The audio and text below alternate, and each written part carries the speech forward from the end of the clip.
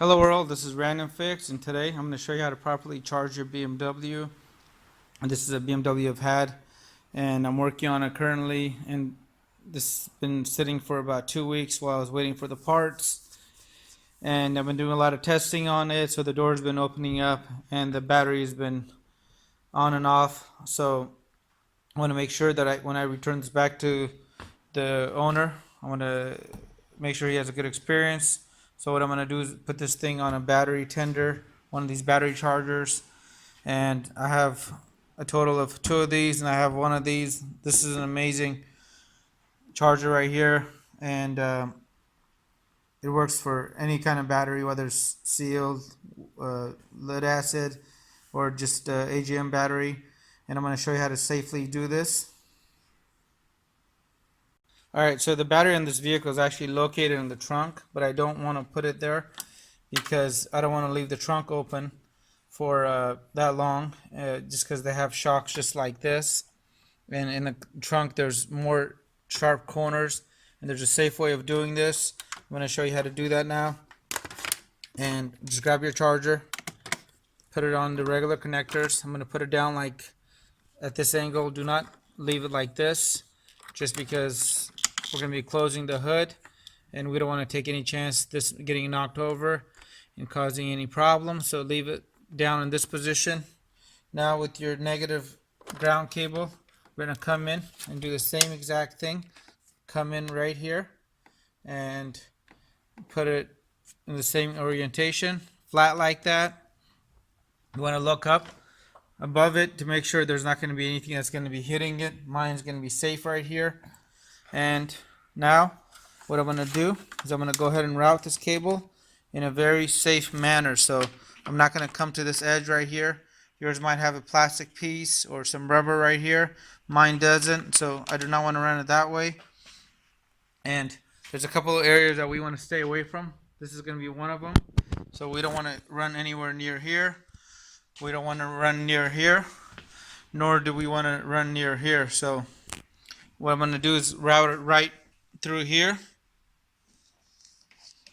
And what I did is actually added a little bit of wire loom right here. And with the wire loom, what it does is actually protects it a little bit more. So when this hood closes up on here, there's less chance of the wire actually fraying. And we're going to be closing the hood completely. We're not going to even leave it halfway shut with the safety latch in this position, because when you do it like this, what happens is these hood shock supports, they actually start going bad. So if you've ever seen somebody actually hide oil in the front of their motor right here and the hood doesn't close all the way, well, when these aren't in a complete closed or a complete open position, they'll actually have a tendency of leaking out faster. And I don't want to damage these hook shocks on here, even though they're easy to replace. I just don't want to do it, and I've replaced a lot of these because people just leave it in a weird position, or they leave it up the whole entire time as they're working on it. I just did the valve cover on this vehicle, and I'm not done with it yet, but when I did it, I actually disconnected this and used the hood prop instead and had the hood all the way up, and I'll have links to those videos below. But route your wire in a very safe manner. Make sure you avoid any possible areas where you might get a snag on here. Run it safely and go ahead and shut the hood just like that. And as you can see, I plugged it in and it's working. And the advantage of this versus the battery tender, this is a battery desulfator, and it saved me a lot of money over the years. I wish I would have discovered it sooner, but it's only a 1.25 amp charger versus the battery tender, which in my case is going to be a 5 amp charger. And here's a little hint: if your battery is completely dead, these things oftentimes do not work. They have the safety mechanism built in, so if your battery is below a certain voltage, these things will not start it. So if your battery is below a certain voltage, these smart battery tenders or chargers, whatever they have, they will not charge it. So you want to at least 10 volts before you put it on one of these battery chargers or tenders. And you can see why you need to charge these batteries on these cars. Look at how many lights actually turn on when you open up the door, and there's no LEDs. These are just regular old dome lights, and they use up a lot of energy. They're in the doors, so they're everywhere. They're in 4 doors, corners, and you want to make sure you have a good charger. And the other nice thing about some of these smart battery chargers is they have a polarity reverse protection built in, so if you hook this up backwards, and it does happen, it won't turn on and cause further damage. And it'll normally look like that, and it does not spark, so even if you go through and you ground them out like that, you're not going to cause any kind of damage to this. But if you take an old traditional charger, this will cause all kinds of problems, including some serious car issues. So make sure, show you guys that this is still working correctly. And I hooked it back up, and instantly we're back on the charging path. So you definitely want to get one of these smart chargers.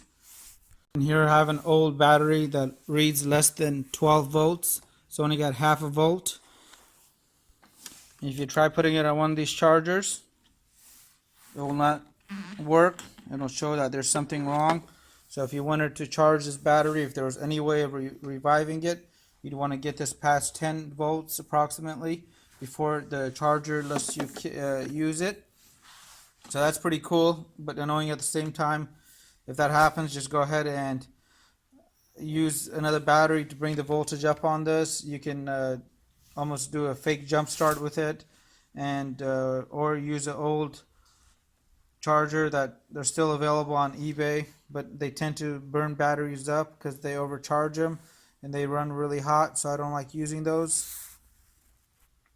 And this has a very serviceable 7.5 amp fuse on the positive terminal. In case you get some real problems and this happens to burn out, you can easily inspect it and change it if needed without having to take the whole unit apart. I just wanted to point out that I actually bought these chargers with my own money. I've had them for a long time, and I did not get endorsed by Keyline or Battery Tender, and this is just one of those freewheel reviews.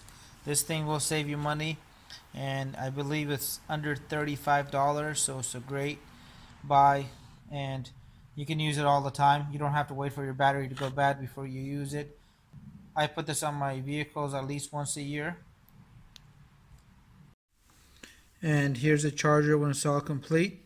It's been about a day and a half, and it no longer is attempting to charge the battery, so it will no longer blink. Then you know you got a fully charged battery. So I hope this video helped you out. Please leave your comments and your questions below, and have a great day. Let me know if you guys have any comments. Hit the subscribe button, and I really appreciate your continued support.